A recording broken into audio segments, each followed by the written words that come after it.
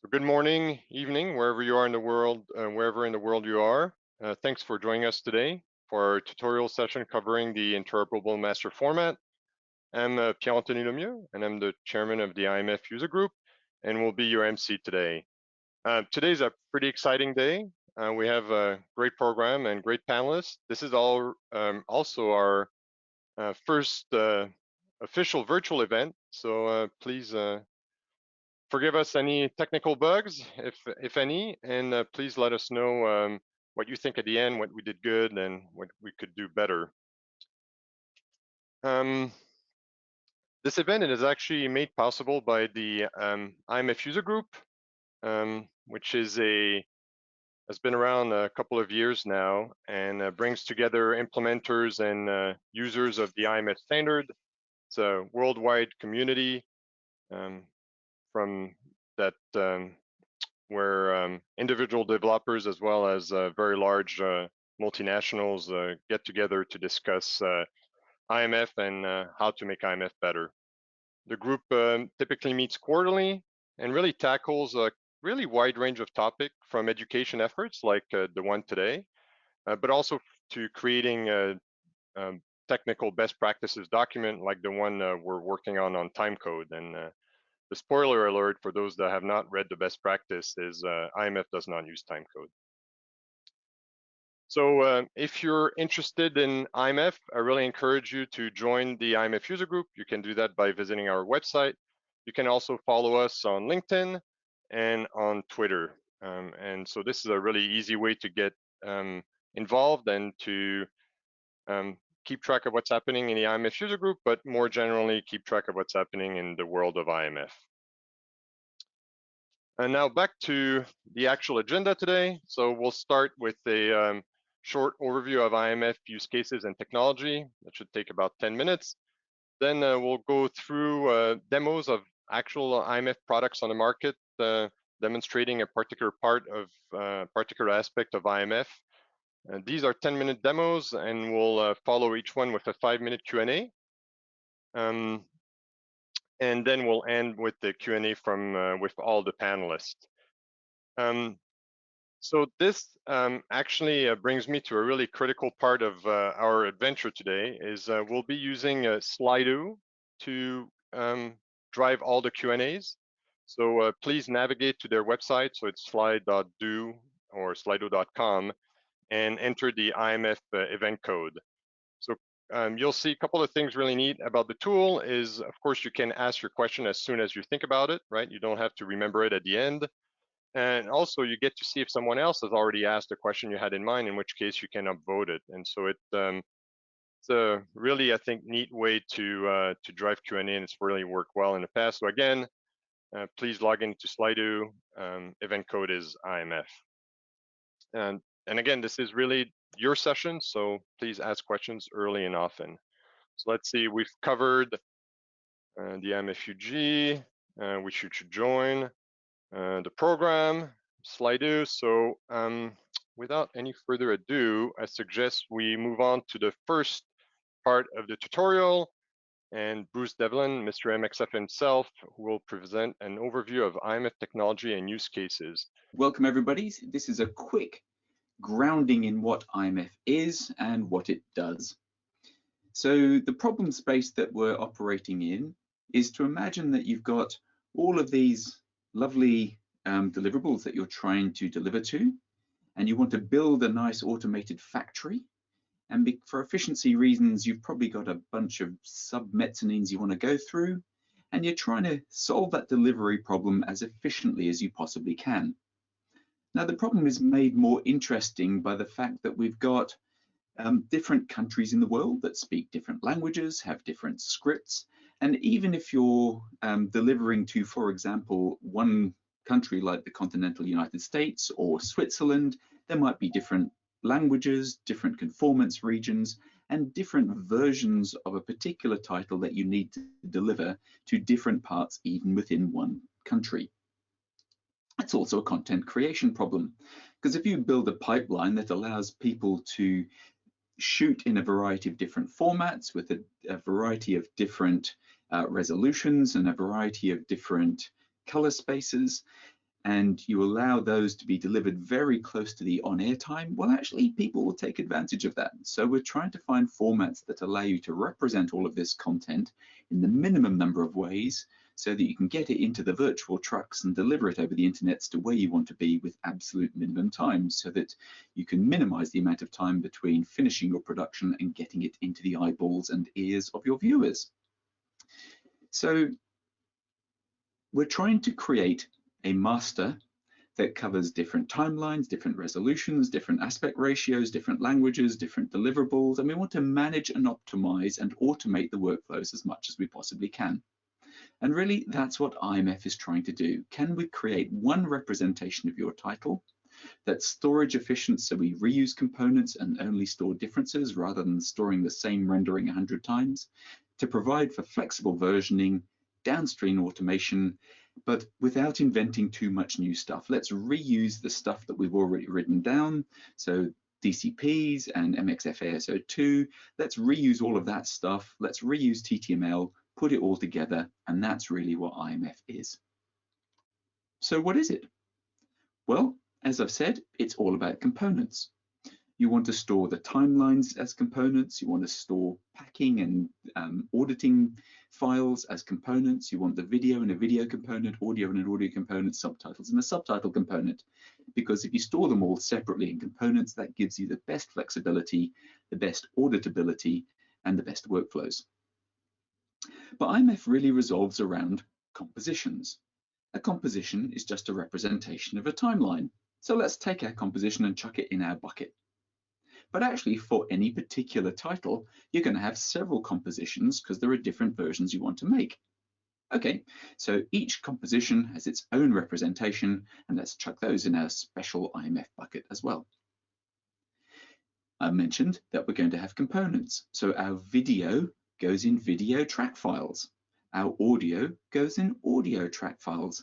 And our subtitles go in subtitle track files, and they are referenced by our compositions. Let's stick those in our bucket as well. So how do I get this stuff to you? Well, I'm going to do that via a delivery. And to do a delivery, I'm going to package all that stuff together. I don't really care how I package it. It might be in a zip, it might be using Aspera or Signient or one of those delivery systems. But I probably want to know that the package I'm going to deliver to you is well formed. So I have a packing list to tell you what's in my package, and a thing called an asset map that converts all the magic numbers we use in IMF back to file names so that you can find the stuff. But because it's IMF and it's for business to business, we might have other things in there. We might have a QC report, and that's controlled by a thing called the SCM, the sidecar map. So all of that's in our package, and I can now deliver that to whoever's going to be working on my master. So IMF is all about components. You might have heard the word apps being used, app2 for example. An app is just a constraint on some major aspect, some major facet of IMF. Typically what you're constraining is the codec that's used, the video codec, because that's one of the heavyweight, heaviest lifting things that we're going to constrain. So app2 constrains the codec to JPEG 2000. App3 is MPEG-4 Part 2 studio profile. App4 is about archiving. App5 is about ACES. And another app called RDD45 means that you can use ProRes. So essentially, when you hear people talking about IMF apps, think about mostly the codec, but also some other elements of IMF being constrained for a particular application.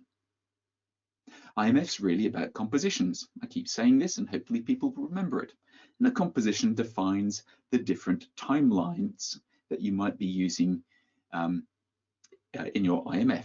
So we might have, for example, a video timeline that references video tracks. We might have an audio timeline. Here I've got English stereo audio referencing an audio MXF track file. Here I've got a French one referencing a French track file, English closed captions referencing an MXF file that contains closed captioning, likewise subtitles that reference a subtitle track file. The CPL, composition playlist, is the file that defines all of these different tracks, and these different tracks reference all of these different track files.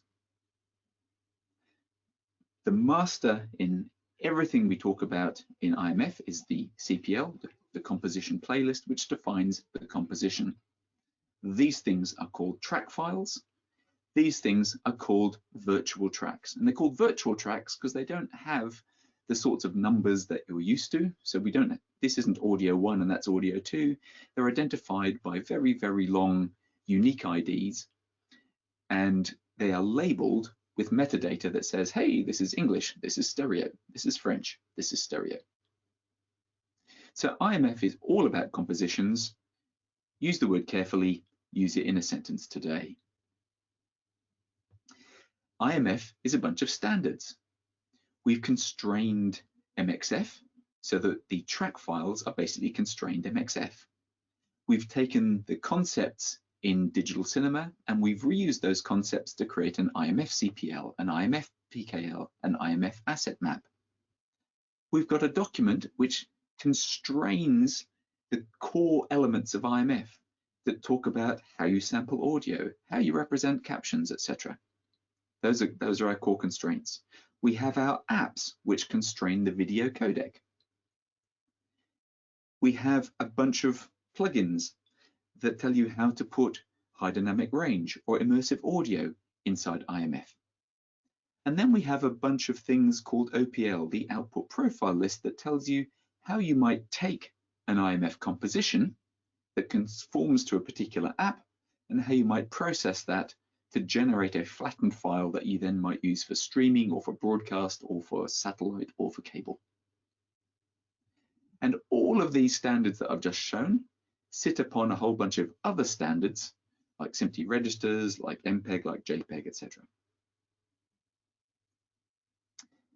You can think about the way you create IMF by having a big factory that stores everything you might possibly use, be that a Walmart, be that a data center. You can think of your packing list as a shopping list, that you extract the things you need for a particular job. Inside that packing list, you'll find a composition which tells you about a specific version that you want to create. Think of that as a recipe, if you like. Then, once you've got that specific version, you want to know exactly the size and shape that you're going to render it. Think of that like a cooking style that tells you the baking tin, tells you how hot to put the oven. And that then gives you a final delivery target for the specific application that you're going to use that title for. Round cake, square cake, rectangular cake, etc. There is no time code in IMF. How do we synchronize?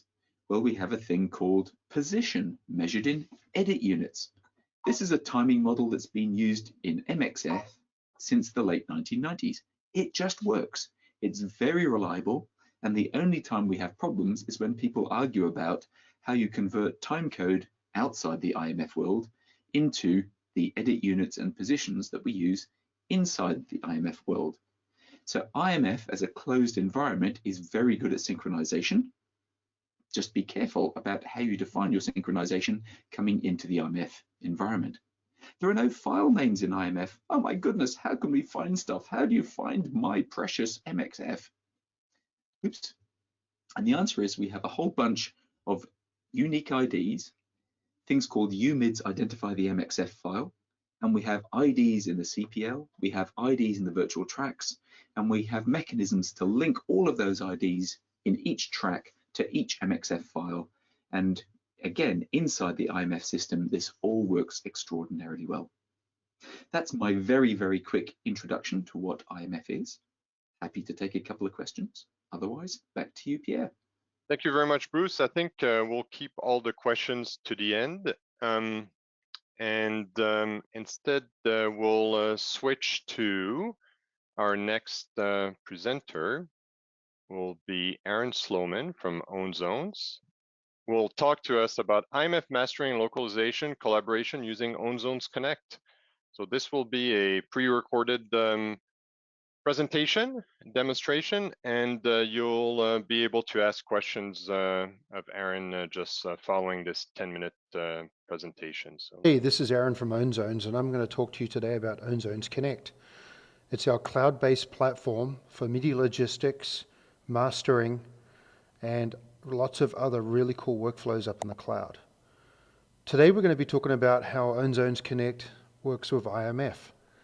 We have lots of different ways we can work with IMF, including manual creation of packages, ingesting of image sequences, extracting and rewrapping masters, and even comparing versions of masters and building supplementals and other versions that can be used throughout your workflows.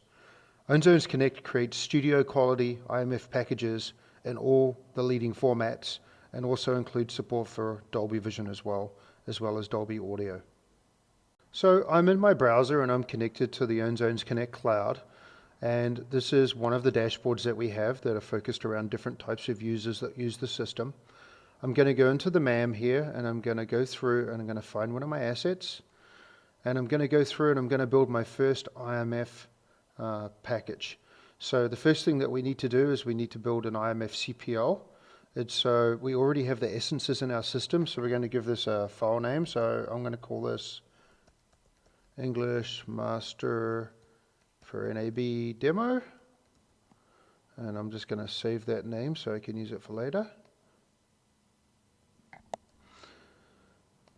I'm going to come in and I'm going to go and find some tracks inside the MAM. So the first thing I'm going to do is I'm going to go and find an image track. And to be a valid IMF, I also need to have an audio track. So I'm going to go through and grab an audio track. And then lastly, you'll see this little indicator telling me I don't have a file name. So I'm going to give my first composition playlist a file name, and I'm going to save it. And you'll see how quickly OWNZONES Connect uses its cloud power to go and read those different essences, read that configuration, and play for me my first version that I've created. We have audio meters here, and we're able to go through frame by frame and play through the video and just see what we've made. So that's my first English version. The system's warning me that I haven't set some of the localization values and some of the other mandated values for IMF, but that's fine for now. We're going to go back and we're going to create this package, and we're actually going to send it off to somebody. So I'm going to create an IMF package. I'm going to give it my file name. I'm going to go through and find the CPL, the composition playlist I just made. Select that and hit create. And in just a few seconds, OWNZONES Connect goes and it reads through the composition playlist, finds all of the essences, all of the files, the image files, the audio files that are needed, and it's actually completed and finished. And it's gone and built that version. I can now go into the QC workbench. I can run through and take a look at the version that I just made, QC it, and if it's okay, maybe what I want to do is run it through an automated QC process that we have. We support lots and lots of different QC vendors, and we can go through and we can run different QC profiles, and I can also go right now and immediately deliver it off to different platforms. We support hundreds and hundreds of platforms, and I could send it off to Netflix through the API, Amazon, or many other partners that we work with. So that's my first IMF package I've created. And if we actually go back to the package list here, you'll see that it's back here. You'll see that here it is, it's been created, it's been approved, and I have all the different packages that I've created related to my title sitting in OWNZONES Connect. So the next thing I want to do is I want to localize this and create a new international distribution. And so I've loaded in some clips into the Connect CPL editor. And so the first thing you'll see is that we have an ident in here for stars. So I'm going to go into my MAM and I'm going to remove that ident, and you'll see it's put a little segment marker inside our timeline. You also see here, if we jump off into the around 940 frames, you'll see the executive producer's text here is in English. And so what I'm going to do is I'm going to go and I'm going to change that. I'm going to go and change that into a Dutch version. The other thing we need to do, of course, if we're doing a localized version, is go off and change the audio track. So I'm going to go and I'm going to grab a Dutch version of the audio and update that. And then lastly, we'll add a caption file. So we're going to add a time text track. So I'm just going to go into my library here, and we'll just do something for demonstration purposes. I've actually grabbed a Japanese caption file. So hitting save, the system in the cloud re-renders, and it's gone through and it's read my new version. and it should now play without the ident. If you remember, we changed that, so we've lost the star's ident as we play. You'll see that we've got a Dutch audio track and we've got our Japanese caption file. Lastly, if we jump off to 940 and we look at our segment here, you'll see that we've put our Dutch version of our segment in here as our segment marker. So I've just created now my supplemental version, right? And so it's quite easy to go and take that supplemental, just like the one I just made, and come off and build another package to deliver that supplemental version out. So maybe we'll call this the multi-language version. And we'll go through and we'll find our CPL that we made. Here it is here. And we're going to actually go through and we're going to reference that base package that we created just a few minutes ago and hit create. And what the system's going to do is it's going to make me a new package, but it's only going to include the files that are different from the base package. So this shows with IMF how you can send out your different distributions, and once you've sent out that OV master, then all the supplementals are just the changes. Our customers see some really big space savings and much more simplified package management using IMF. So that is our base package and our IMF supplemental package creation. So one of our capabilities is not just to build IMFs, but it's also to be able to harness the content in your library to make more component-based video for more localizations, for more compliance edits and more versions you may want to distribute. And so using our deep analysis tool, we've ran through the library and we've found in this particular version all the scene changes, all the textured material, the blacks, the slates, anything like that that is markers inside the video. And I could go, for example, find all my textured elements. I'll just find one here in my show, and you'll see here it's found this textured material and it's marked it here on my timeline.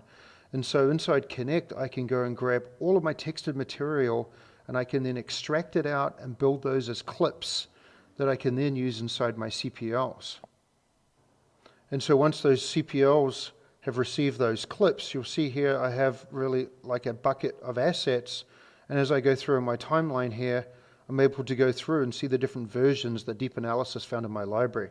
So it's pretty neat. In this case, you'll see we've got 1, 2, 3, 4, 5, 6 different versions of the textured material for the executive producers here at frame 940. And since we're in IMF and component-based video, it's really, really easy for me to come in and change out these clips. It's a really, really neat feature. One other way we make IMFs inside OWNZONES Connect is to compare different versions of the same show. So it's very common that you have a uncensored, censored, daytime versions. And in this case, you'll see that there's very, very little differences in the entire show. If we go to something like a textless version here, this is very common in the broadcast world, where at the tail we have all of the textured material. And so using OWNZONES Connect, we can go through and analyze and scan the video and compare the video frames against each other and actually go from here and generate a new CPL with just the supplemental differences. This is really, really neat because think about having 4 versions of this TV show, each one of them being maybe 50 gigabytes each, and ending up with a 200 gigabytes of usage in your library right now, and being able to consolidate that down to 50 gigabytes for the OV master, and for the other 3 versions, just 5 to 10 gigabytes each. So our customers see massive space savings, but also once they move to this component-based video, it's really neat because they're able to then interchange those components for different localizations that they do for their customers and different compliance edits that they need. So just to summarize, OWNZONES Connect, we support full mastering in the cloud. We are certified with a number of the leading companies out there as part of their certification programs. We also do a lot of work around conforming and consolidating of our customers' libraries into IMF and helping them make that component-based video.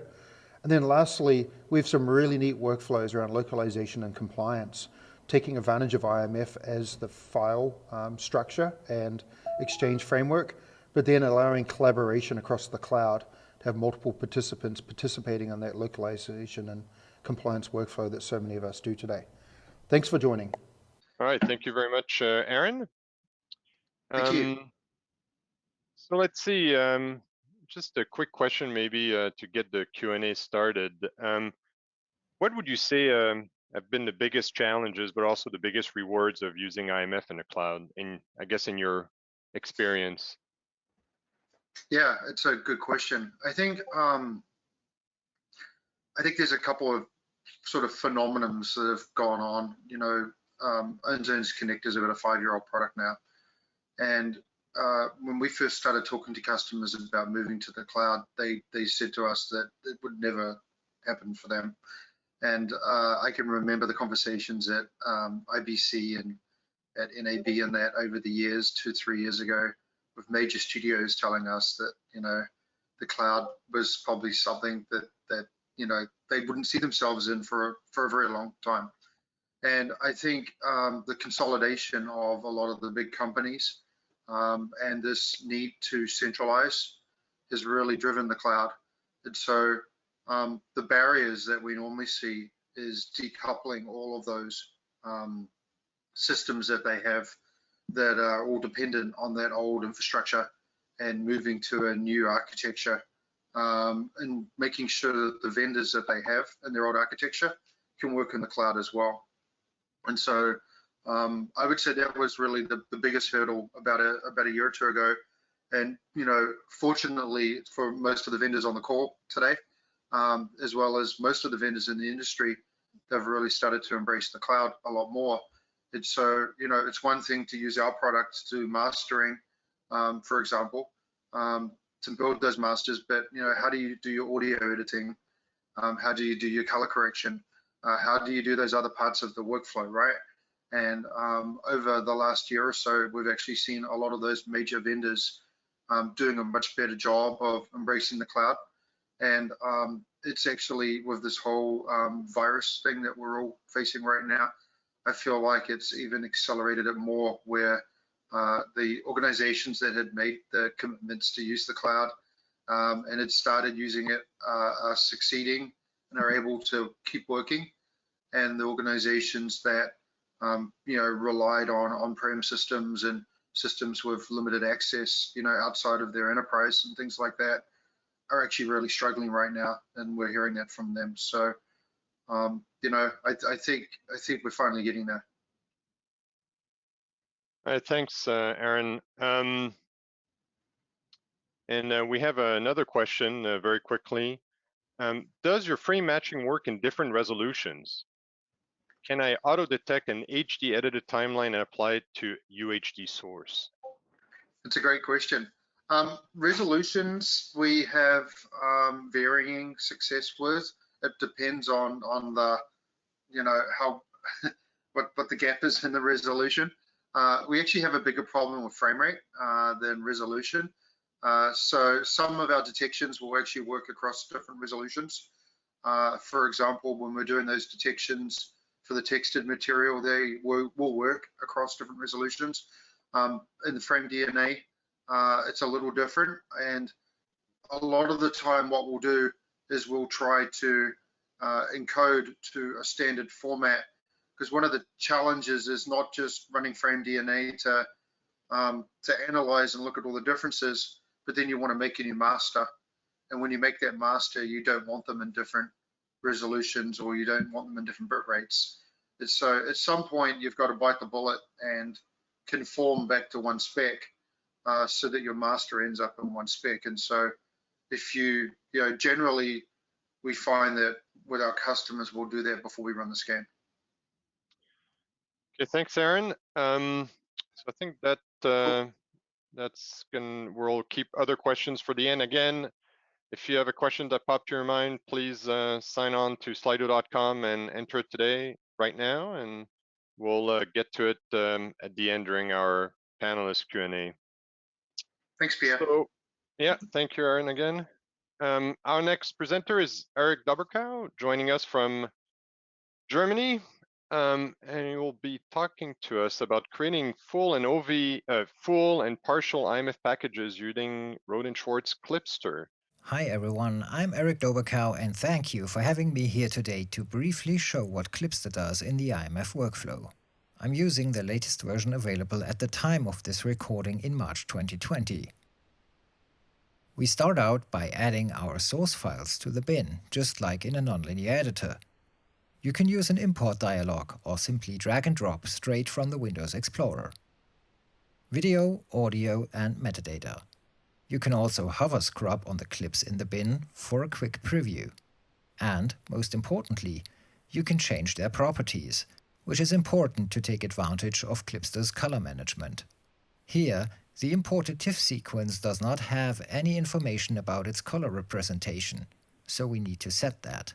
In this case, it's a P3 D65 PQ container. Before adding clips to the timeline, we want to make sure it's also set up correctly for preview. For that, we set the video raster and configure our output. In this case, we're using a Quad 3G SDI output in RGB mode because we're working in HDR. Now we can start building our sequence. You can do this in a drag and drop manner, but also as a 3-point edit using the keyboard only. The overlay area in the upper right corner shows a real-time preview of the video output. Clipster performs all of its operations without any pre-rendering. Everything is converted in real time. While building the timeline, there are a lot of consistency checks performed in the background. After adding the Dolby Vision metadata, Clipster notifies the user in case the metadata has not yet been promoted to the outputs. So we need to do that by opening the timeline operator and send the metadata to all outputs. And finally, we need to set the segments resembling logical timeline blocks in the composition playlist later. In this case, we're just having one of these.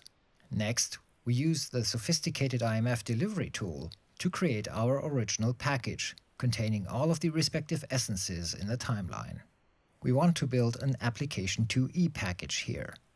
For this, we also need to set some video properties, like the video raster, the JPEG 2000 color encoding parameters, and what we want to do with the metadata.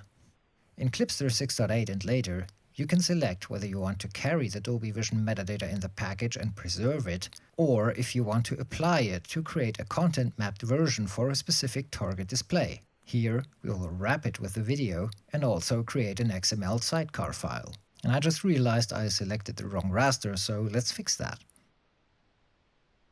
Next, we configure the audio outputs. A single IMF package can carry multiple sound fields, like 5.1 mix and a stereo mix, each of them in their own track file. Hence we need to set the metadata properties or essence descriptors for these files, and also from which logical output of the timeline the audio is coming. The JPEG 2000 profile is automatically pre-selected based on previous selections. We're now adding the metadata for the composition playlist, which can and is supposed to carry a lot of that. I'm sticking to the very basics here. Finally, we define if essence files shall be rendered as consolidated files or smaller chunks, based on the timeline structure in Clipster. We can also define presets for file naming conventions.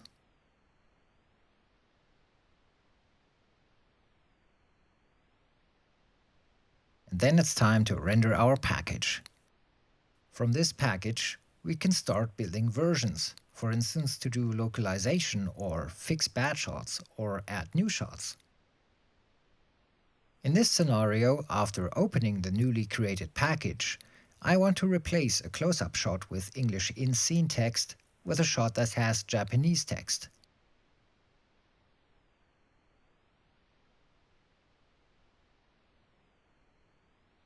All we need to do is to move the playhead to the respective shot in the timeline, add a new track, and add the new picture. When I now toggle the new track on and off, we can see on the preview what has changed. Then we go to the IMF delivery tool again, but this time we want to build a package only referencing what comes from the original package and add to that what we have changed. So we choose supplemental package, and this will already constrain a lot of the settings. Clipster notifies us that the picture we have added has not been set up properly. We can easily fix that in the delivery tool by setting the source clip to the appropriate color container. Everything else can stay as is, as we're not making other changes, and render that out to a new package.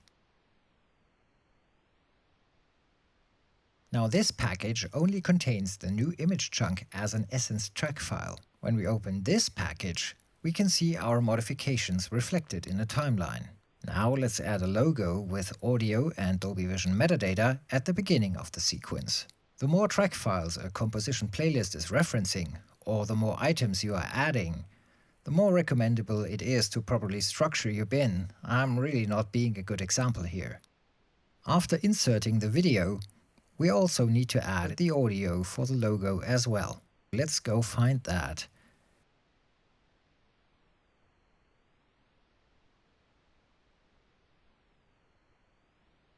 And finally, insert metadata.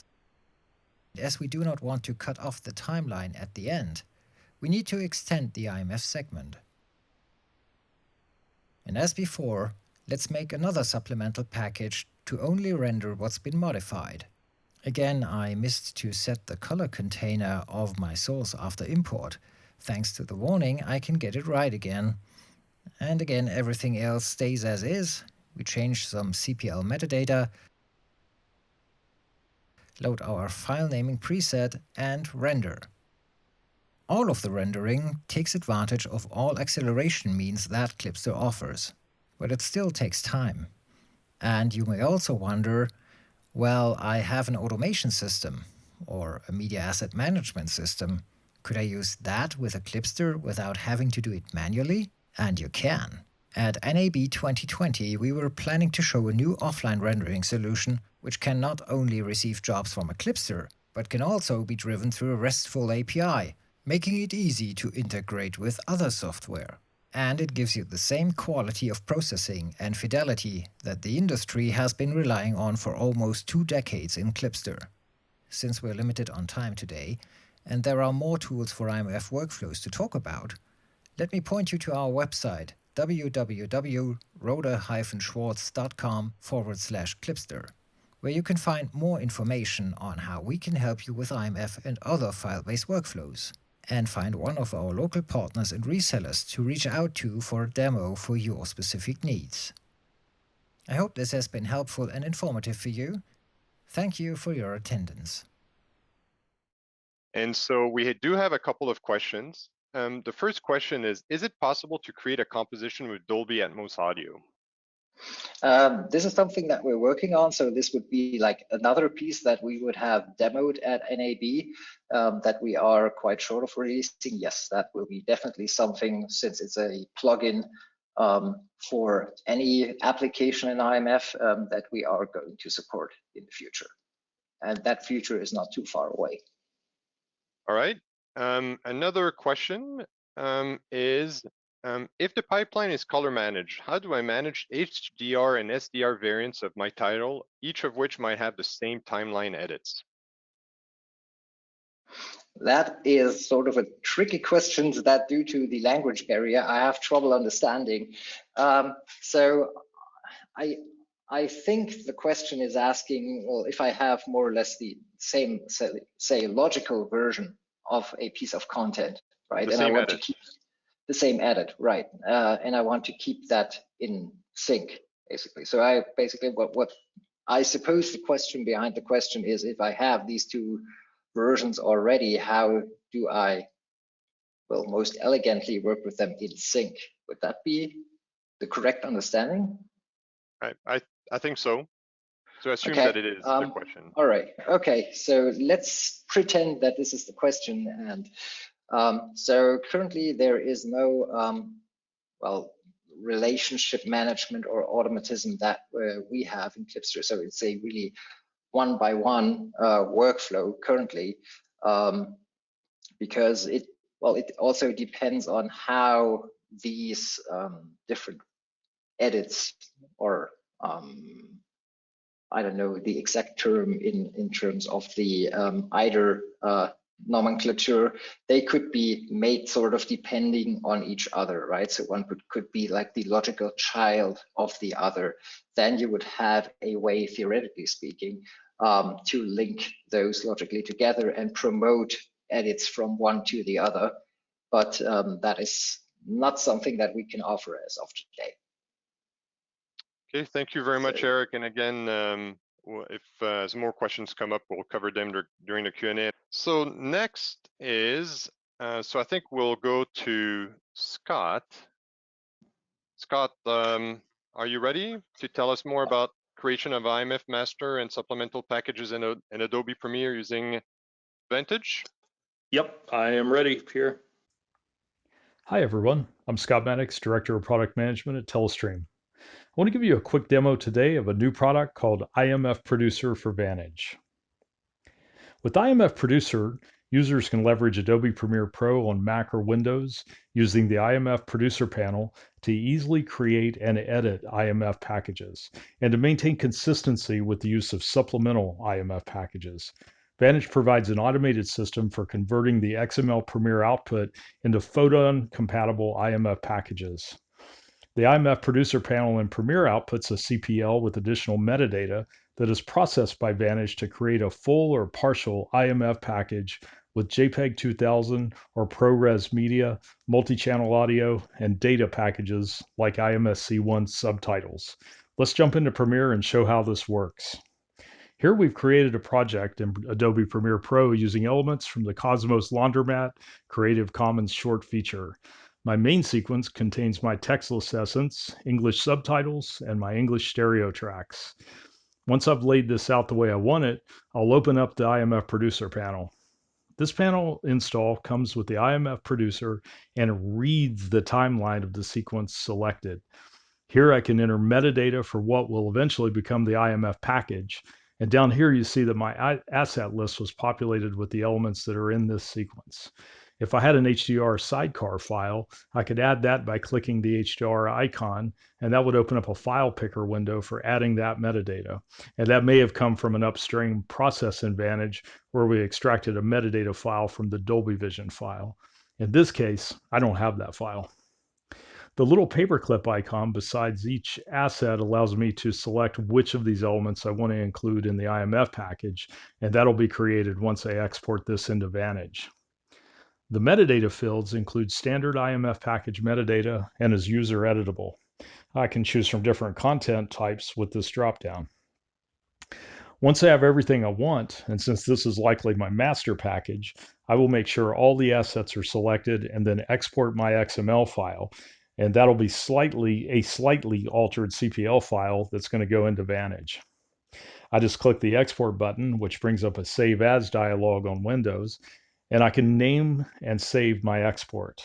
In most cases, this would be saved into a Vantage watch folder, which would initiate the package creation process. In this case, I'll save it to a temp folder, and we'll take a look at that in a moment.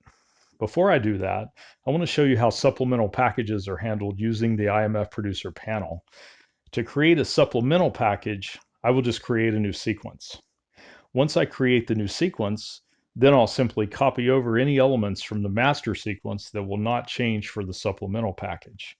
In most cases, I'll be copying over the textless essence as it is, but changing the subtitles and audio tracks to something like an alternate language, for example. You'll note in the panel that the asset names change to match whatever assets are not part of this sequence. I can now edit my package metadata, choose supplemental from the type dropdown. Now, since this is a supplemental in which only the subtitle and audio files will change, then I deselect the textless essence, which simply means that a new package will be created that includes only the changed items, but the package itself will point back to the master. Now I'll export this as an XML and save it under a different name.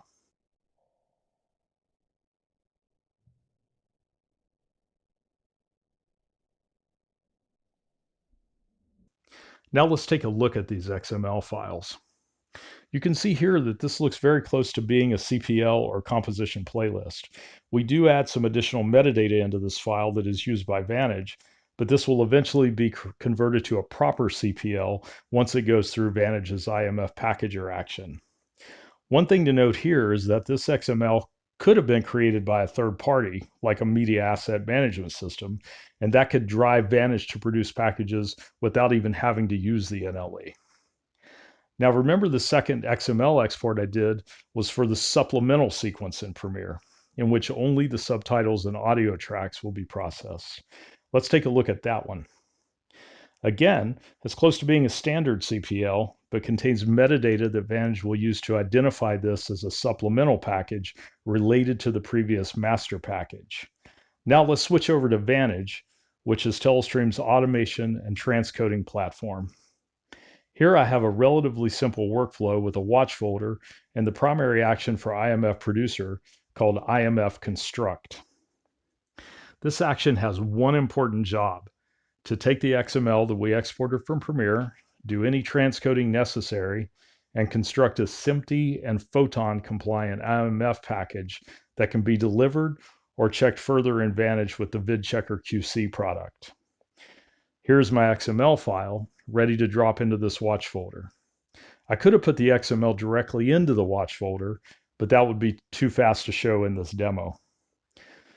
I will drag that file into my watch folder, which will kick off the IMF creation workflow.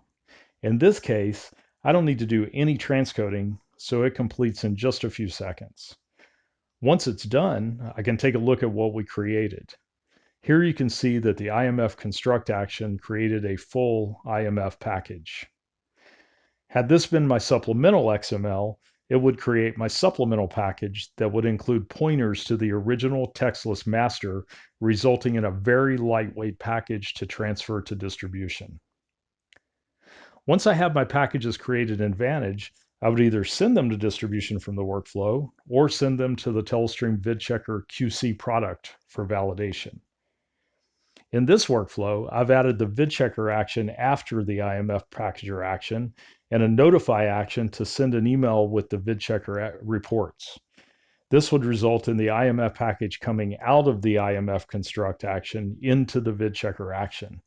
This action is set up to use an IMF DPP template, for example, and it will scan the package and write the results to two reports. Here, a general QC report and an XML DPP report.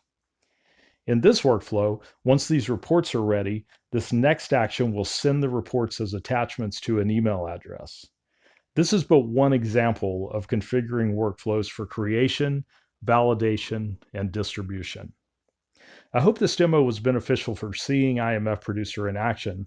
Please let us know if you would like to see a more in-depth demonstration. Thank you. Turning to questions, I have one question, which is, so what is the next step in your mind for an even tighter integration between mastering and nonlinear editors in CMS systems and transcoding systems? I think what would be great is, and we are developing an API for Vantage, and at Telestream, our intention is to work with everybody. And we started with Adobe. We're reaching out to other folks as well. Using our API, we could simply get the CPLs, just like I showed from Premiere, into our product and then be able to create these packages. So the idea here, I think, is to just make it very seamless so that it doesn't matter which editing package that you're using, whether you're using a MAM or you're using something like that, to be able to construct the package to SMPTE standards within our product. And we have a number of integrations with other companies for different aspects of Vantage, and we'll just continue to extend our APIs into being able to support really all of the common packages that are used today. So we have another question. So you mentioned that Vantage is a workflow engine. Who typically designs those workflows? How do they come about? In most, for most customers of Vantage, they typically have a department that manages their workflow and transcoding parts of the business. And the Vantage workflows are, drag and drop. They're pretty easy to construct, but some of them can get quite complex depending on the formats and the metadata that you're dealing with. It generally will be a group of people within any media company that has the responsibility for designing and maintaining the workflows. We generally will send out folks to train those users on how to build the workflows. Once they're constructed, they typically don't change. They're generally pretty, you use the designer, you create the workflow, they get saved, and then they're just used until somebody needs something different from them. But it's usually a design once and then let them run type of thing, where content is just dropped into watch folders and that sort of thing. Right. So from the NLE operator's standpoint, it's really just saving a project into a drop folder, and the machinery takes care of the rest, right? Is that the intended use ultimately? Yeah, most editors would certainly be capable of designing workflows, but they usually are so busy that that's not something that we want to burden them with. And so really, from the editor's standpoint, we just want to make it as easy as them dropping the file. In this case, we're talking about a CPL file, but we also have other integrations with NLEs where they just simply drop the file into a watch folder, and it can be transcoded, analyzed, or any of that sort of thing without the editor having to be an expert on Vantage, certainly. Okay, thank you very much, Scott. So we're right on time. And if any other questions come up, please submit it to Slido, and we'll get back to it during the Q&A. Thanks again, Scott. And thank you. Now, next up is Fereidoon Khosravi, who will tell us about QC of IMF packages using Pulsar and Quasar, so both on-premises and in the cloud. Hello, I'm Fereidoon Khosravi from Venera Technologies. As part of the IMF 101 tutorial sessions, I'm going to talk to you about the validation aspects of IMF packages. First, we'll talk about some background information and some basics of why validation is needed, and then I'll show you some use cases of how validation tools can be used to verify IMF packages. Interoperable Massive Format, or IMF. You're already familiar with its basics. You know about its various components such as CPL composition playlist, PKL packing list, and OPL output profile list, which are all essentially a series of XML files that are created following a very detailed set of specifications defined by SMPTE in order to make creation and use of IMF packages and their components practical and useful. So we won't get into any details about them in this conversation. Delivering content in IMF is preferred and recommended by major studios. It is also gaining acceptance by broadcasters through efforts of organizations like DPP. It has an active and engaged user group of which Venera Technologies is a member. There are great IMF mastering tools by some major software vendors. And essentially, IMF is ready for prime time, and it has been for some time. So what could go wrong? Well, because of the stringent, specific, and detailed guidelines provided by SMPTE for creation of IMF packages and the various XML files within each package that facilitate the flexibility and power of delivering the content, care must be taken to make sure that these XML components are valid and carry proper and accurate data about the assets within them.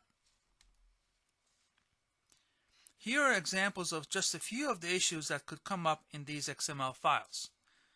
There may be assets in the package with duplicate IDs. The packing list, or PKL, may have duplicate entries for a video or audio asset. Some video or audio assets may have been inadvertently dropped from a package. The assets in the packing list, PKL, may not be in the package. There may be a mismatch between the audio and video duration of metadata in the composition playlist, CPL, with the actual audio-video assets in the package. And similarly, HDR metadata values may be expected but may be missing from the CPL composition playlist, or the PKL may carry hash values that do not match with the hash values of the assets in the package. So what's the solution? How do we identify these and other issues and validate that IMF package conforms with the standards in an automated way in order to take away any hesitation in using IMF as means of delivering your content? And that's where powerful validation tools come in to automate and simplify the process of verifying IMF packages. There are IMF validation tools wherever you work, whether your content is in the cloud or on-premise. There are tools available such as those by Venera Technologies. Quasar is a native cloud QC solution, and Pulsar is an on-premise QC solution, both with in-depth IMF validation capabilities as well as audio-video QC features that allow you to quickly and simply validate your IMF packages. Here's a sample list of some of the validations that such tools such as ours can perform automatically. You can check the package structure. Certain number of components must exist for a given IMF package which user can specify, and the system can validate their existence. There are a variety of items that need to be checked to verify the integrity of a package, such as those listed here. There are composition playlist CPL items that the user may want to have checked to verify that the package is valid. The information can be cross-checked between what is in the various XML nodes of a composition playlist, CPL, with what actually exists in the package. Similarly, values in PKL, such as asset size or hash value for assets, can be cross-checked with the actual values in the package. Also, there are OPL, output profile list values, that can be verified, such as referring to a valid CPL or validating preset macros. And finally, Photon, which is a free Netflix tool for validation of some of the IMF requirements, can be embedded with the validation tool and its result included with the other checks the tool performs.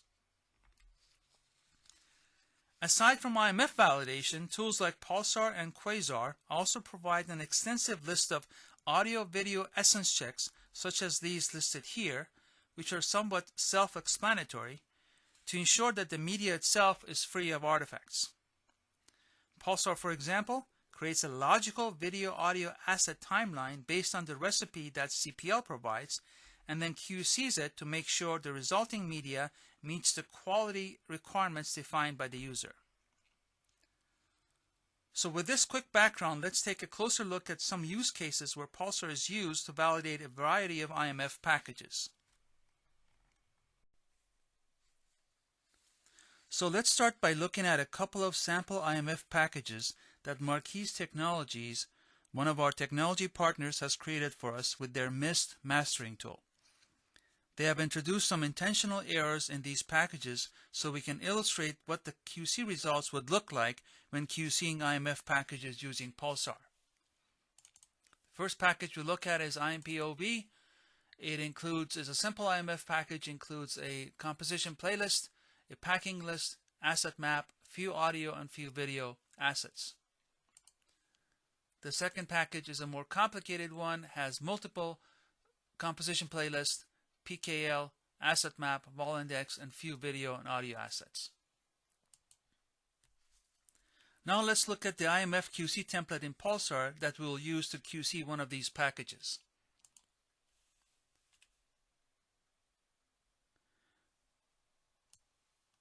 Templates are how you will define the QC checks and validations that you want to perform on a particular package. This template is for TSP 2121, which is a SMPTE standard for DPP. In the package tab, for example, we can verify the package structure, the number of components that is expected in a package. The package validation will validate the integrity of the package with a series of checks that based on the SMPTE standards.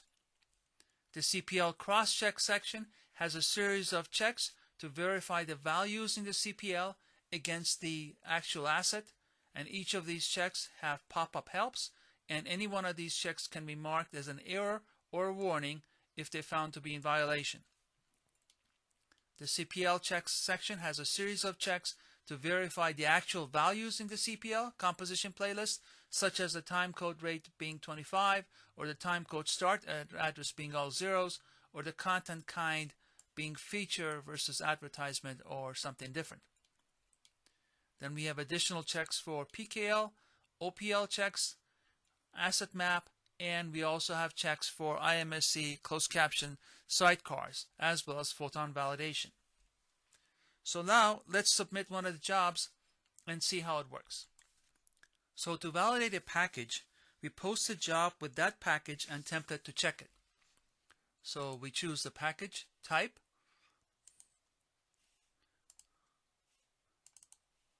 We find our package.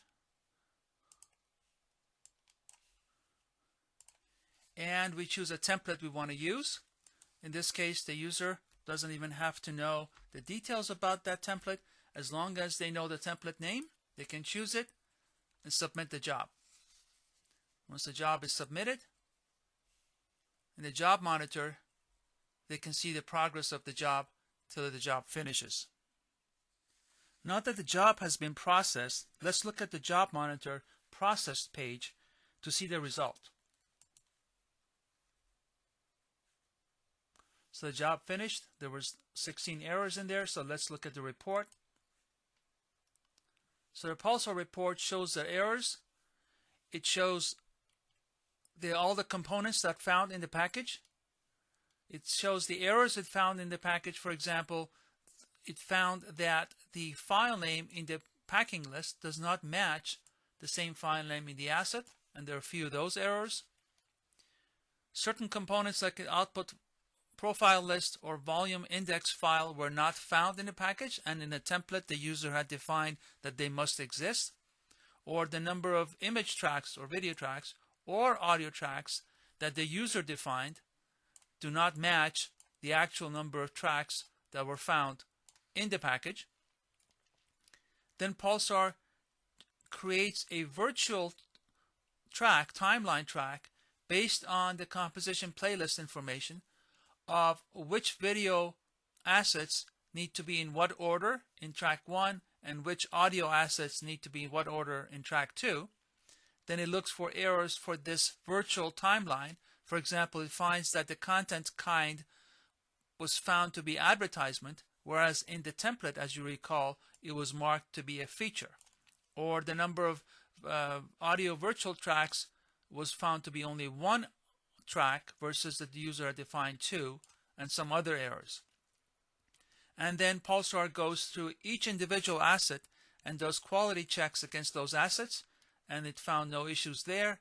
And optionally at the end,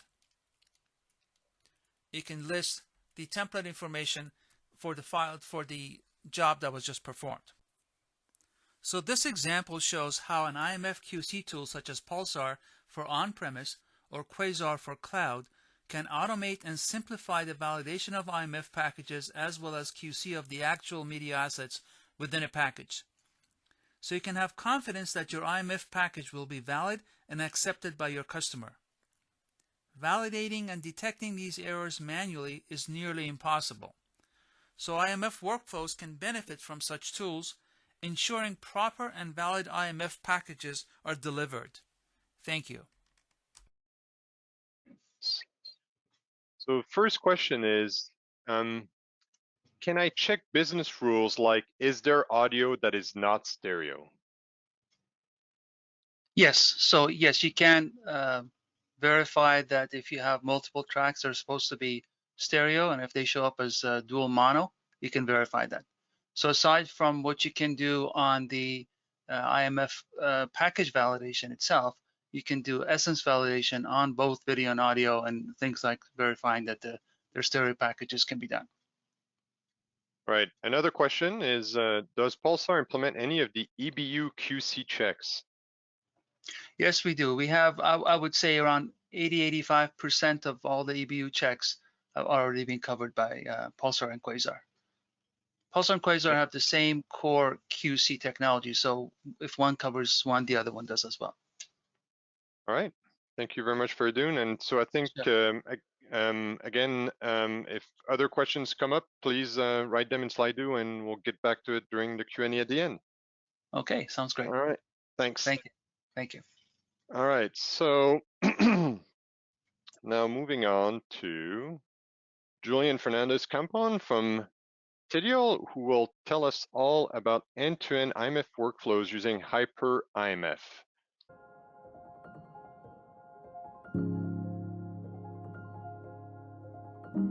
What are the main features of Hyper IMF? First of all, it's an IMF MAM solution with component-based asset management, and multi-resolution MPEG-dash streaming services. It provides a title-centric view, grouping logically all the packages that are part of a title. It also provides end-to-end IMF workflows with third-party systems integration. Finally, it can be deployed in multiple system architectures to meet the different customer needs.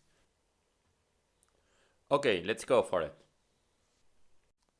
HyperIMF is multi-tenant, and each user that logs into the system will be assigned a set of capabilities that will define what they can do and see, adapting the user interface accordingly. Let's start for the content search and navigation. As HyperIMF is a MAM, all the content are organized, and users don't have to go to the folders and inspect the different files. It supports different searches.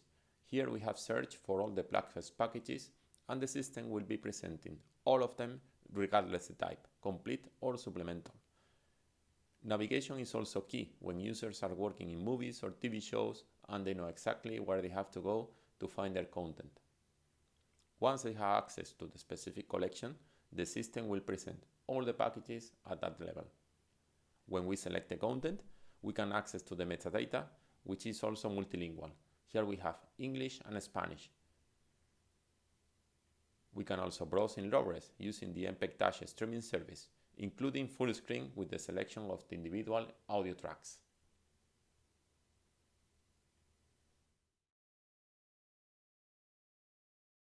Now let's explore one of the key features of HyperIMF, and it's the way it manages the different elements that are part of an IMF package. As you know, one of the aims of IMF is to get rid of file names, which is good, but it makes really difficult the management of the packages at the folder level. For this, HyperIMF provides a level of abstraction that can be called component-based asset management, which abstracts the use of the multiple files per track and segment that are in the package, presenting a high-level simplified view. If we select the package and open the detail view, the system presents this one and all the related packages, complete and supplemental. Users can explore all the components at the track level that are part of the selected package, including the individual channels with the MCA information that can be edited and fixed if needed, and this information will be updated in the IMF package. Here we can see a version with the audio 2.0 and 5.1. In the same way, if we play the video, we can select the tracks that are part of the package and the quality of the video. We can also inspect all the other tracks that are compatible with that family of IMPs to allow in the delivery to create new IMF packages on the fly. Now let's talk about how content can be ingested into HyperIMF. As we will explain later, HyperIMF can be deployed with different system architectures. It means that content will be ingested from the most suitable source. If we are in the cloud, it will be listening to AS3 bucket, and if we are on-premise, to a folder. Once the package has been detected, it will trigger the ingest workflow that will consist on a validation, ingest, low-res generation, and will be finally archived in the MAM. All the IMF ingest will be registered and monitored from the MAM, where operators can check the progress of their workflows. A key point is that customer business rules can be configured to determine, for instance, how long a supplemental package will wait for the master, the decision to take if there is a track with one existing UUID, or the metadata import from external sources such as IDER. HyperIMF provides also interactive dashboards that are really useful to see the overall operation to detect issues, bottlenecks, etc. Here we can see the evolution of the ingest packages over a period of time. HyperIMF can be used to create new packages using the low-res for the markup. This is really key for those localized versions where only are needed some cuts or the addition of audio and subtitle tracks. Users can create their own projects specifying some basic information such as the title, description, and due date. Projects can also be defined as private, public, or restricted to some users. The use of the editor is quite intuitive. A user can easily import clips from the MAM just by searching and sending them to the clipboard that is accessible from the editor. Once the clips are selected and placed into the sequence, users can scrap over the timeline. In this example, we are creating a simple localized version, moving the credits to the end of the video and adding some fragment from another video. The editor is also frame accurate to find the exact points where to do the cuts. So now we are moving the selected fragments of the video to do the final composition, extracting the components we need and placing in the timeline. Note that it can be taking any track from the existing IMF packages to build the final version. Here we are placing some fragment to the upper track. The sequence can be played at any time with the smooth transitions to check the final content.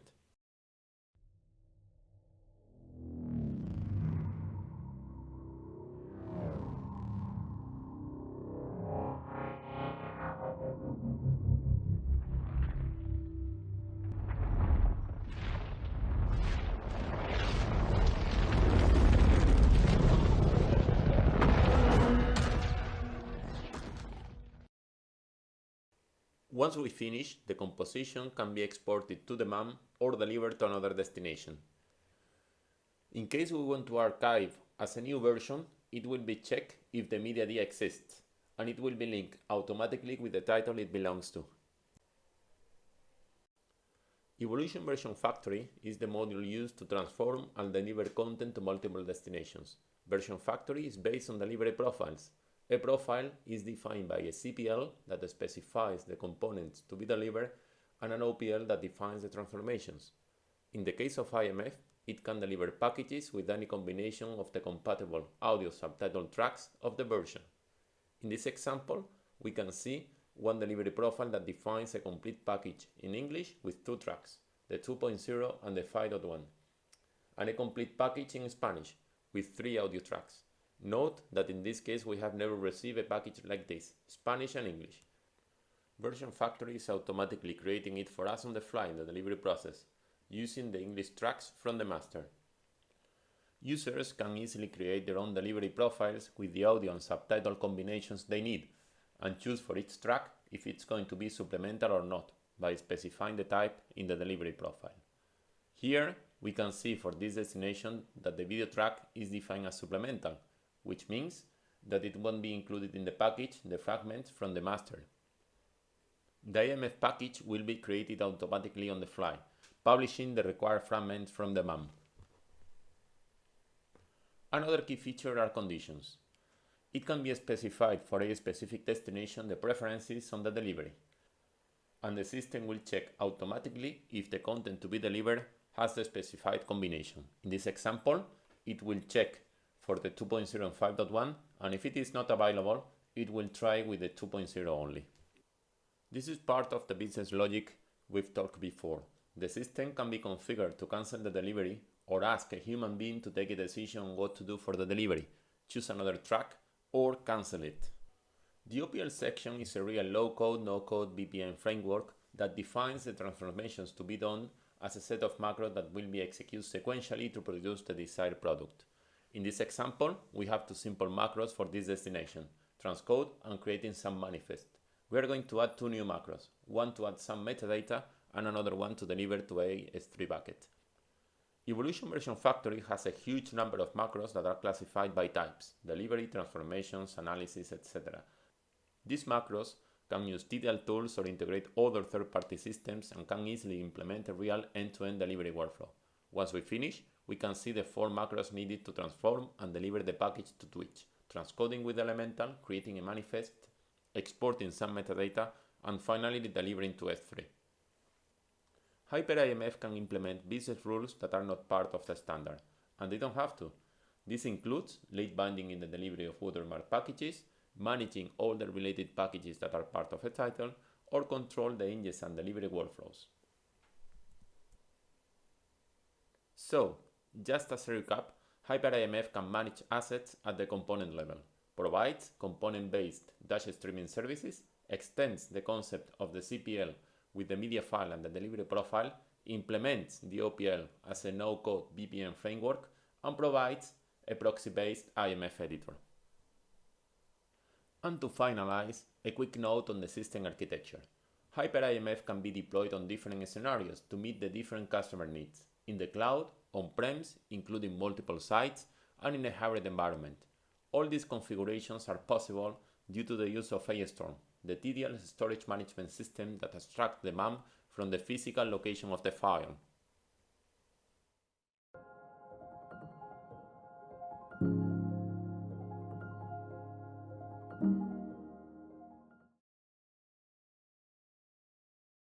All right, thank you very much, Julian.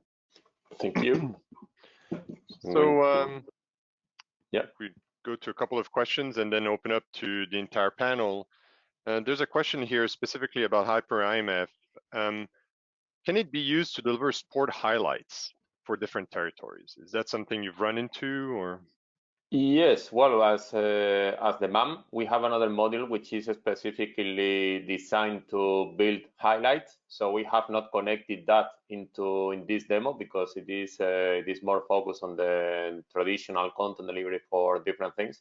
But for sure, in the design process of building one EDL, we have a module which is called metadata engine, which is doing the automatic highlights based on external sources like the Opta, Stats, and many other things. But that's why we have not included in the demo, because it is more for the episodic and movies and everything. But definitely it can be added because it is part of another module that we have for sports. Okay. So I think now I suggest maybe we all get the panelists together and open up for general Q&A. So if you want to just join me now. All right. Okay, so looking down the list of questions, I think one that was asked a little while back, but I think is really interesting and goes to the core of where IMF was and maybe will be going. The question is, so is the whole of IMF deliverables simply out of reach for freelancers? So we've seen today a lot of pretty complex workflow tools. I mean, some mastering tools. So far, IMF perhaps, I mean, certainly was born in more in the studio domain, but how does it move to freelancers and to tools that are easier to use by folks and by freelancers? I think, Pierre, I mean, one thing that I can speak to with this is that being able to just use a common NLE is probably one step toward that goal of making it, a little bit less expensive and easier to use. Of course, in the solution I showed, we do still require Vantage, which is, maybe a bit out of the range of freelancers. We do plan to implement the IMF producer actions into our cloud port product, which will allow these to run in the cloud on a per minute consumption basis. So in a scenario like that, it wouldn't require a large outlay of money to get started, and you could simply pay on a per package basis. So I think that probably cloud options and that sort of thing, where it's consumption-based pricing, would maybe help freelancers to be able to get to that point a little bit easier. Yeah, and Pierre, I can touch on that too. I mean, with our Connect product, it can be offered as pay as you go, and we do have freelance type people that just make 1 or 2 shows and just use our cloud to build those masters. And then also keep an eye on some of the other IMF compatible products out there. Premiere can now work with IMF sources. And you're also seeing 3 or 4 of the other NLEs that are actually quite expensive that can read and write, MXF and J2K, and actually understand things like CPLs and that now. So I think a big push by some of the companies that consume IMF over the last year was to make it so that you didn't need a, studio level mastering tool how to go and build an IMF, and I think that we're seeing that. You can also play it on products, like with our product you can play in the cloud, but with products like Grey Meta, which are fairly inexpensive to be able to open up and look at things like Dolby Vision metadata and stuff like that. So I think there is a pretty good selection of tools out there now that make IMF more accessible. And Pierre, from the QC perspective, what I showed on Pulsar, we have a Pulsar pay-per-use or PPU version as well, which runs on-premise usage-based as well as the cloud solution. So I think all the vendors either have or will have usage-based cloud solution, but we also have the on-premise usage-based for QC of any packages that have been created. Yeah, and For us, in general, I see that there is a general trend now for moving into OPEX. There are many reports that now are showing this trend. So I think that that will be a general trend that we will have to be adapting, all the vendors, to offer this kind of pay-per-use or system in the cloud, subscriptions or whatever. So I think that we have to be moving to that approach for sure. Yeah, I've seen, I think, I would think that for the overall ecosystem to thrive, you have to have the entire range of products, right? From pretty constrained, but capable, pretty constrained to the complete enterprise system. So, and Black Magic is not here today, but I'm told that Resolve can work with IMF. I mean, perhaps not to the extent that some of the more complex tools can do, but probably sufficient for folks to actually create IMF packages. Well, I mean, one of the realities also is that IMF was also designed with a high degree of automatability, if that's a word, in mind. So it's really a framework that lends itself to be highly automatable in terms of all of the, especially not necessarily the essence creation. That's like the first step into that. But as soon as you are in the realm of IMF compliant essences that just need to be packaged time and time again, that becomes highly automatable. And also with all the QC work that needs to go with that, of course, providing a lot of cost efficiency for content owners, storing or preserving their assets in an IMF format. All right, so folks, again, please sign into Slido or just use the Q&A directly on GoToWebinar if you'd like to ask questions.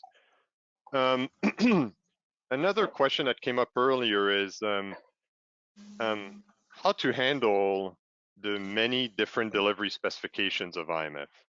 So every major content provider has a slightly different delivery spec. So how is that handled in general? Is it just a bunch of drop-down presets? Is that the general answer, or is it more subtle than that? Yeah, I think we are seeing a bit more consolidation now of the specifications. And so on the studio side of things, most of the studios are J2K shops. They've worked hard on standardizing and conforming their libraries. I think all the tools that I know of that everyone has can open those packages and work with them. And then on the consumption of it, I'm seeing more flexibility around those specs, so that if a studio makes a show or a feature and it doesn't have the 2 seconds of black at the head and the tail, and instead it has a studio slate on it, some of those companies that are receiving IMF are saying, yeah, that's fine. We can work with it. And so I think we're starting to see more flexibility. And I think that's because the tools have got much better and it's much easier now to work inside the tools. I think that you saw the inflexibility in the past, just in the industry in general, because the tools weren't very easy to deal with exceptions, right? Or deal with files that were coming and going that were not exactly the spec. But from what I'm seeing a lot more willingness to work with specs, especially if it's IMF.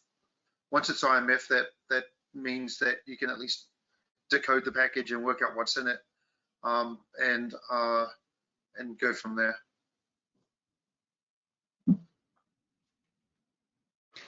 Yeah, I mean, I do think it could be as simple as a drop down, depending on what you're doing. I know that some of the QC packages, like we saw one today, and we have one where you load a template that does support a particular part of the specification.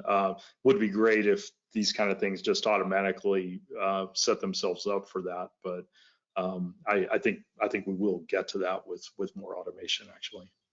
Yeah, the IMF delivery specification, which is another initiative sort of out of the user group around using XML to define the package structure and the package specifications in an open format.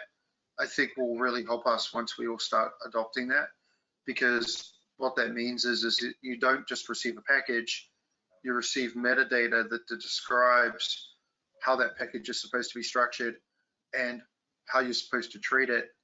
And then our tools as vendors will have to be able to process those. So in some way, Scott, it's kind of like receiving that drop down as a part of the package delivery, right? And you get that spec. And so the work that's been going on there, and that's an open source project, you can find it on GitHub. You're welcome to contribute to it. There's quite a few members working on it already. It's going to make things a lot easier in our industry because the package specs will flow with the package. Yeah, and just to build on that. Just to build on that point, Aaron, I think something I've seen in IMF is a lot of open source efforts, right? Which really, I think ultimately, hopefully improves interoperability and makes it really approachable. Again, makes it available throughout the ecosystem. Yeah, well, you think about this initiative that the team's been working on around the delivery specifications. Right now, I have a package and I make it, then I send it off to Fereidoon for Quasar or Pulsar to QC it. And in that product, you select a profile. Wouldn't it be better if when the package arrives, it had a specification with the package on what Quasar was supposed to look for, and it just read the specification and then QC'd it? Because a lot of the errors we have in the industry still of out-of-date specifications and synchronizing the QC spec and the automated QC tool with the mastering tool, right? And so once we actually get to some open specifications that our tools can all read from and write to, we're going to see really dynamic supply chains. So maybe that goes to the next question, which is maybe a harder one, but I think is a fair one, is how, in practice, how good is interop between users and vendors today, in practice? I can, Pierre, from our perspective, I think all vendors are similar. We all provide APIs, and then there's the possibility of the integration between the various systems is quite feasible. For example, our Pulsar solution is already integrated with Vantage from Telestream, so somebody's using Vantage workflow could actually use their QC tool or use our QC tool with an API. Same with OWNZONES, they could connect with Quasar in the cloud and do the QC in that environment. So I think that environment is more of the as the usage grows and more people start to use it, they will require more and more of these integrations, and these integrations are done based on customer needs and demand. I think technology and infrastructure is in place. It's just people needing it that allows us as vendors to connect them together more to make it more seamless. What about interoperability at the package level, at the deliverable level? I think the IMF plug fests that have been going on that are simply events and community events. I know when we started probably 3 years ago with the plug fests, packages were crashing other tools and not working, and it was a bit of a mess. But I feel like all of the vendors that are active in those plug fests, I actually know most of the presenters here because we spend multiple days a year together in rooms exchanging packages between our products, and I've got to know these all of these people as well as I know my teammates, and we really, I feel, have come a long way where you're starting to see the plug fests where you'll see a package, maybe it's sort of more run-of-the-mill, like it's a J2K with IMSC in it, and that's kind of like a baseline package these days. And I think we're seeing the majority, almost all vendors being able to support something like that now. The challenge is with all these new specifications and formats, keeping up with that And I feel like the Plugfests have really helped us as vendors work with the studios and the content producers and the consumers all together. It's quite neat, you know, sitting with someone like Erik or Fereidoon around a table and sitting with someone from Apple or someone from Netflix or somewhere and a couple of studio people, and you're all discussing how we handle the package, and we're making comments and notes on it, and we're improving our products. So I think the Plugfests have been pretty awesome. Yeah, and if I may also, the initiative of the user group to have a common repository where even though after the Plugfest or something, you can go check the packages and test them and everything. So I think that this is the best guarantee that everything that we are generating will work, and it will guarantee the interoperability. Apart from the other thing that we mentioned before about the integrations, APIs, and everything, in our case, we have also integration with many of these vendors which are here in the group, and I think that this is the added value to guarantee that we have the integration with the at the packages level and also at the tools level, because any of us is providing the full thing. So we don't have QC, for example. We use other third party. We don't have transcoders, so we use other transcoders from the group. And I think this is the beauty of the group and the IMF in general. So a very specific question regarding interop, which I guess is a pretty common workflow, is can I create a supplemental package with a different tool than what was used to create the OV?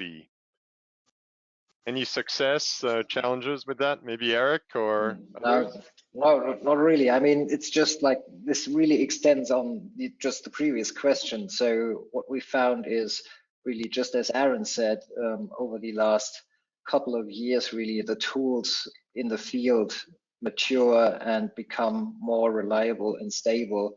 So I have not had or encountered any issues with packages that were created on other tools to import those and create versions off of those and then export that out to another application and, you know, continue the work on that. I mean, it was 2 years ago when we did like this first interactive thing at the HPA Tech Retreat, where we had like this entire workflow really, you know, and there were like, I don't know how many of us, there were like 7 or 8, I don't know, vendors who participated in that, and everybody took the package from the other and did something else to it and started, you know, building a new version and everything off of that. So that was really a great live demonstration of how effective this workflow is today and even already back in 2018. So yeah, you know, I don't see any major issues in terms of this interoperability. And the next question, which I think is literally the $100 million question, is IMF delivering on its promise of more flexible and less cost? So any success stories, anything anybody can share? Well, I think Netflix would probably be the example to show, right? That, you know, they're the 1,000-pound gorilla in the IMF side of things, and I would assume that, you know, they're all about efficiency and economics and being able to make things work, and so that's a pretty good you know, affirmation that it works, right? Yeah. And we definitely see with things like the frame DNA and stuff like that we've been doing, where we're deduping the libraries as we move them to the cloud. That's really done a lot to help customers on cost. And then from flexibility perspective, moving not just to component-based video where you can, you know, change your inserts and build new versions really easily, but also doing things like just standardizing on a single frame rate for, you know, a global distribution, I hear is one of the biggest savings. And so, you know, traditionally something comes out of the US, goes to Europe, gets frame rate converted, a whole bunch more versions get made of it, you know, all around the world. And those companies that created that original master never end up with all of those pieces, or at least if they do, they're in different frame rates and they've gone through different encoders and they're not able to, you know, work with them, right? And so what I've heard from our customers is being able to centralize the show and have all of the components all in the same frame rate makes it reusable. And that means when they do deals after they've sold it for, say, broadcast or a feature, and they're able to then sell their library to somebody, the amount of work for that next sale is minute compared to what they have gone through in the past to be able to support it. And, you know, the streaming services now are requiring 24 to 26 different languages with localizations and different compliance edits. You know, unless you have a component-based video system, I don't know how you're going to be able to keep up with it.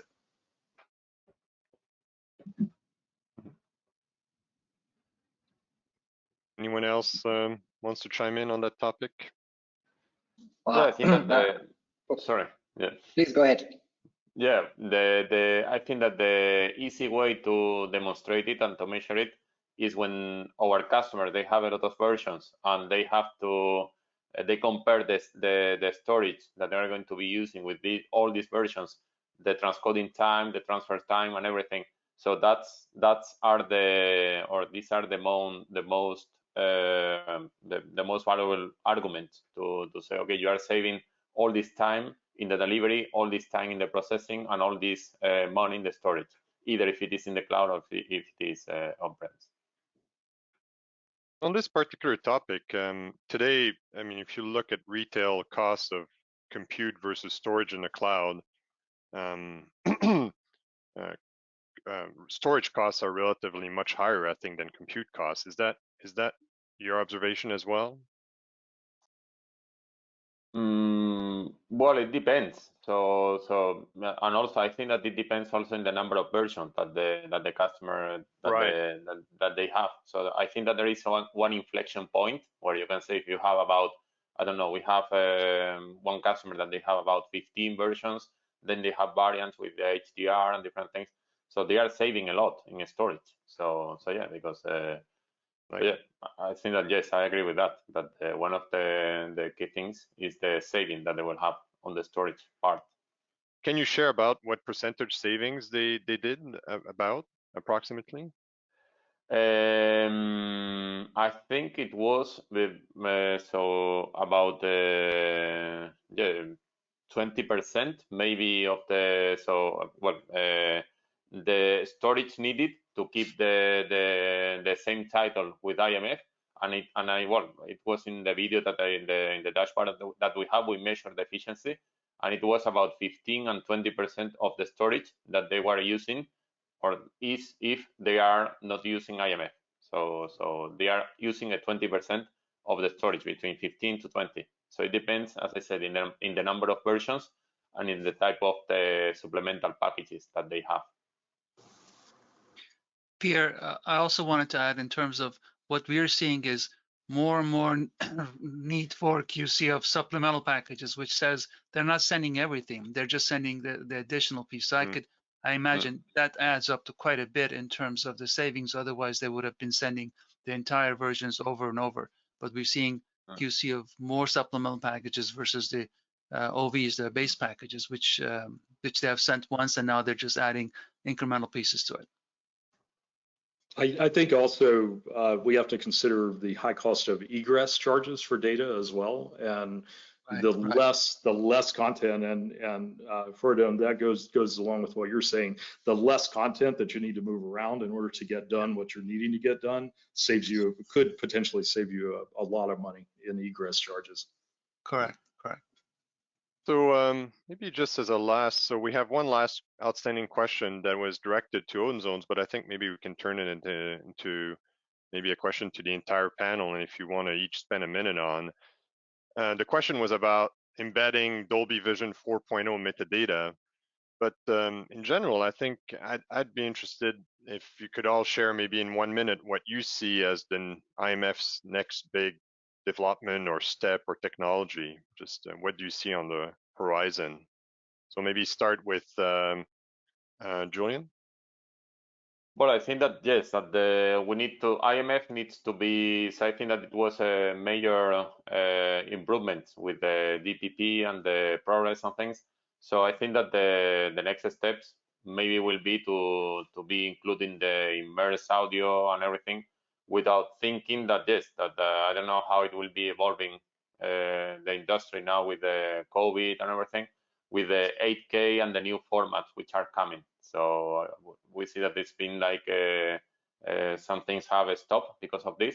So we have to think also that yes, the 8K, even though it's a long-term thing, but we see televisions and we see in the shows and things that the 8K is coming. So maybe it will be the new audio and the HDR and things, and also the new resolutions. So maybe these are the new things which will be coming.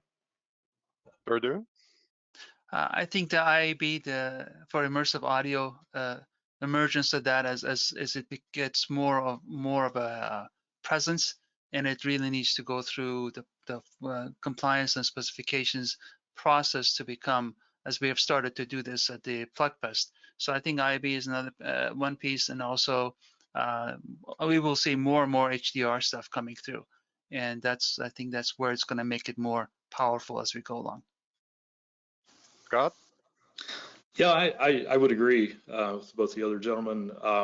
HDR is really driving a lot of new television set sales and that sort of thing, and being able to use not just Dolby Vision but HDR10 Plus and other coming standards there, along with immersive audio, not just Atmos but TTSX and that sort of thing. I mean, just because the larger entities are not necessarily supporting all of those formats, I just think as vendors we probably will have to be in a position where we do add support for almost every format. That's kind of our philosophy anyway, which gets us into trouble at times. But I think the ability to be able to add all the formats we have now if possible, and then look at formats that are coming in the future to support 8K and that sort of thing would be probably where we need to go now. Thank you, Scott. Aaron? Yeah, so we do Dolby Vision V4 support. We also are doing immersive audio. I think a couple of things that I'm excited about: immersive audio for sure, because it is kind of digital components. And then the last thing that I think is going to be just really, really cool with IMF is when we actually get the IDA stuff completely integrated into it and everyone supports IDA properly. And we see clips and components flying around between vendors and post facilities and things like that in a truly collaborative way. So I'm really excited about the collaboration capabilities we keep working on with IMF. Erik? Yeah, I mean, well, everything that I would also say has been touched on before. So definitely HDR is really at the peak right now. Now it comes in immersive audio. And then, of course, what I guess everyone in this group hopes is that all the metadata that we put into packages and that we put with packages is going to be leveraged more to really show what IMF is really capable of in terms of business exchange, automation, that kind of thing. That it's just not another container format really is, but it's really something that is built for workflows and designed for workflows. And this, I guess, and I hope, is going to be leveraged more in the future. All right, and last but not least, Bruce, any thoughts on the future of IMF? Absolutely. Well, IMF, as people probably know, is one of SMPTE's most popular standards. And in the next, I think it's the next 24 hours, there'll be an announcement going out that the IMF standard, along with a number of other key SMPTE standards, will be actually available free for SMPTE members for download from the IEEE store. And what we're trying to do is make certain that IMF continues to be popular, continues to be adopted, and actually we take away some of the randomness in the delivery pipeline that we've all had to live with for the last, well, ever since tapes turned into files. Let's call it 15 years to be generous. So IMF seems to be, as far as I'm concerned, delivering on its promise, because more and more people adopt it, the workflows look more and more common, and the interoperability, as Aaron and the team have pointed out, is awesome. So I'm very optimistic that IMF has got a rosy and healthy future. And if you're a SMPTE member and you're listening to this, go to the IEEE store and download your free copy of the standards. Well, thank you, Bruce. And again, thank you to the entire panel for both great participation, but also the flexibility in, in light of some of the technical difficulties we had. Just actually as a reminder and as a way to close the meeting, I'd like to remind everybody that for those that missed this show, this particular event, or has colleagues that would like to participate in a similar event, we have another one coming up on May 11, same time, 9 to 11 Pacific. Please register today and let your colleagues know, and this will be the same panel, and we'll go over the same topic. And again, thank you very much all for joining us today, and for your participation and for the questions, and many thanks to the panel, and have a great rest of the day, or a great evening, or a great morning, and we'll see you very soon. Thank you. Bye-bye. Thank you. Thanks, everybody. Thank you all. Bye. Take care.